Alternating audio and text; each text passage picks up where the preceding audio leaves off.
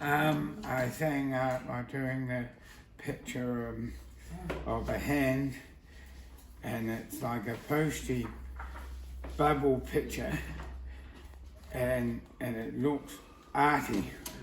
Carve a block of liner, and then you put ink on it,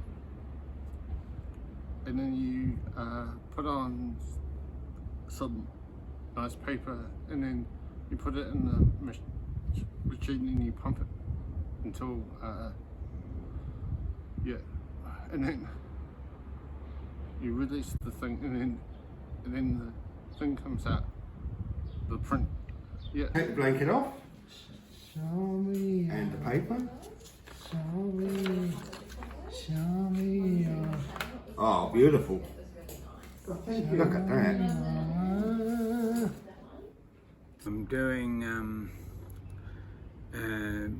blue hand, and it's a bubble, and it's tying, and it's and I've printed going to an exhibition Simon's putting on. How I made the artwork through ink, blue ink, and the blue hand, and I put it there, and the bubble stuff, plastic bubble stuff, what they use in post. It's a presser.